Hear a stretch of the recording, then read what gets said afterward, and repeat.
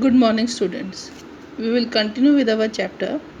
कल हमने पढ़ा कि पहेली ने भी सैंड और सॉल्ट का एक मिक्सचर बनाया था जो उसने एक्टिविटी 7 की प्रोसेस से सेपरेट करने की कोशिश करी, but she could not recover the whole amount of salt, only small part of salt she could get back. Can water dissolve any amount of substance? In chapter 4 we found that many substances dissolve in water and form a solution. Chapter 4 में हमने पढ़ा था कि पानी में बहुत सारी चीज़ें मिल जाती हैं, डिज़ोल्व हो जाती हैं, घुल जाती हैं और एक सोल्यूशन बनाती हैं. We say that these substances are soluble in water. हम इन सब्सटेंसेज को क्या कहते हैं कि ये पानी में सॉल्युबल हैं. What will happen if we go on adding more and more of these substances to a fixed quantity of water? अगर हम उतनी ही क्वांटिटी में और ज़्यादा से ज़्यादा मात्रा उस चीज़ की घोलेंगे तो क्या होगा?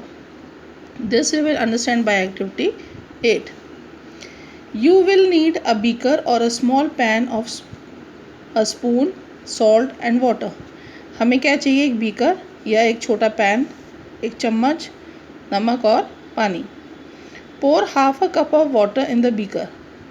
Add 1 teaspoon of salt and stir it well. आधा कप पानी लें बीकर में और उसमें एक चम्मच नमक डालो और इसे मिलाओ. Until the salt dissolves completely, जब तक नमक पूरी तरह से पानी में घुल ना जाए. Again add a teaspoon of salt and stir well. जब वो पहला वाला चम्मच आपका पूरी तरह घुल जाए उसके बाद एक चम्मच नमक आप और डालेंगे. Go on adding salt 1 teaspoon at a time and stir. इसी तरह आप एक एक चम्मच नमक ऐड करते जाएंगे और उसको हिलाते जाएंगे. After adding a few spoons of salt, do you find that some salt remains undissolved and settles at the bottom of the beaker? कुछ समय बाद जब आप कुछ चमचे नमक उसमें घोल लेंगे तो आप क्या देखोगे कि नमक जो है वो नीचे बीकर में बैठ गया है. If yes, this means that no more salt can be dissolved in the amount of water we had taken. अगर ऐसा होता है तो इसका ये मतलब है कि जितना पानी हमने लिया था उसमें अब उससे ज़्यादा नमक नहीं आप घोल सकते. The solution is now said to be saturated. इस सिचुएशन में, इस कंडीशन में जब सोल्यूशन आता है उसे हम क्या बोलते हैं? Saturated solution. जैसे आप खाना खाते हैं, खाना खाते खाते एक टाइम आता है आपका पेट भर जाता है, फिर आपको और भूख नहीं होती और आप और खाना नहीं खा सकते. इसी तरह जब वाटर में हम कोई चीज़ डिज़ोल्व करते हैं और ऐड करते चले जाते हैं उसी पानी में तो एक पोजीशन ऐसी आती है जब उसमें हम और सॉल्यूट नहीं ऐड कर सकते, उसको हम सैचुरेटेड सॉल्यूशन कहते हैं.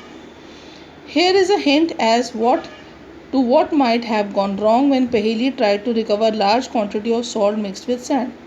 अब हमें समझ आएगा कि पहेली को उतना नमक वापस क्यों नहीं मिला जितना उसने ऐड किया था. Perhaps the quantity of salt was much more than the required to form the saturated solution. क्योंकि उसकी नमक की मात्रा ज़्यादा थी. The undissolved salt would have remained fixed with the sand. पानी की मात्रा कम थी और नमक की ज़्यादा थी तो कुछ नमक जो है वो बिना घुले ही सैंड के साथ उसमें रह गया था and could not be recovered. She could solve her problem by using large quantity of water. और उसकी ये प्रॉब्लम कैसे सॉल्व हो सकती है? जब वो पानी की मात्रा बढ़ा दे. Suppose she did not have sufficient quantity of water to dissolve all the salt in the mixture. Is there some way that water could be made to dissolve more salt before the solution gets saturated? अगर उसके पास पानी उतना नहीं है तो और किस तरीके से हम उसमें ज़्यादा जो है सॉल्ट डिज़ोल्व कर सकते हैं इससे पहले कि वो सैचुरेटेड पोजीशन तक पहुँचे. Let us try and help out Paheli. In activity 9, take some water in a beaker and mix salt in it until it can not dissolve any more salt. फिर उसी तरह आप बीकर में पानी लें और उसमें नमक को मिलाना शुरू करें तब तक जब तक उसमें और नमक नहीं ऐड हो सकता. This will give you a saturated solution of salt in water. इससे हमें एक सैचुरेटेड सोल्यूशन मिलेगा. Now add a small quantity of salt to this saturated solution, heat it. अब इसमें हम क्या करेंगे? थोड़ा सा नमक ऐड करके इस सोल्यूशन को गर्म करेंगे. What do you find?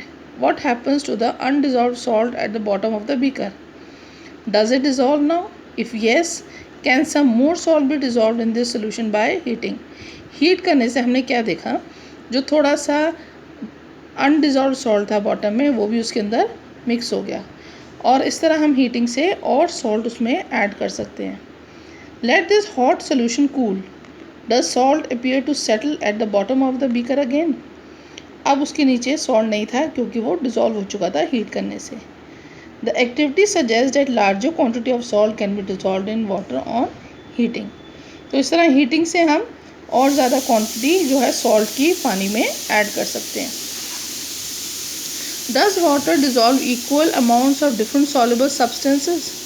क्या अलग अलग सब्सटेंसेस की सबकी इक्वल मात्रा पानी में डिजॉल्व हो सकती है? नहीं, हर सब्सटेंस अलग अलग मात्रा में पानी में डिजॉल्व होते हैं. In active 10, take 2 glasses and pour a half a cup of water in each of them. दोनों में आधा आधा कप पानी डालो ग्लास में. Add a teaspoon of salt to 1 glass and stir till the salt dissolves. Go on adding salt 1 teaspoon at a time till the solution saturates. और उसमें saturated solution तैयार करें, यानी आप नमक ऐड करते रहें तब तक उसमें और नमक नहीं ऐड हो सकता. Record the number of spoons of salt and dissolve in the water. Now repeat the same activity with sugar. Repeat this with some other substances that are soluble in water. इसी तरह आप दूसरे beaker में sugar के साथ करें, उसमें चीनी ऐड करते रहें. अब और भी सब्सटेंसेस के साथ ये एक्टिविटी कर सकते हैं. What do you notice from table 5.2? Do you find that water dissolves different substances in different amounts? Yes. अलग अलग अमाउंट आप जब नमक और चीनी को घोलेंगे तो दोनों के नंबर ऑफ स्पून्स डिफरेंट आएंगे. We have discussed a few methods of separating substances. Some of them methods of separation presented in this chapter are also used in science laboratory. We also learned that solution is prepared by dissolving a substance in a liquid. A solution is said to be saturated if it cannot dissolve more of the substance in it. तो अब हमने क्या समझा कि एक solution prepare होता है जब हम किसी लिक्विड में एक सब्सटेंस को डिज़ोल्व करते हैं, और सैचुरेटेड सॉल्यूशन कब होता है जब हम वही सॉल्यूट उसमें और ज़्यादा डिज़ोल्व नहीं कर सकते. Thank you students, and we end with the chapter here.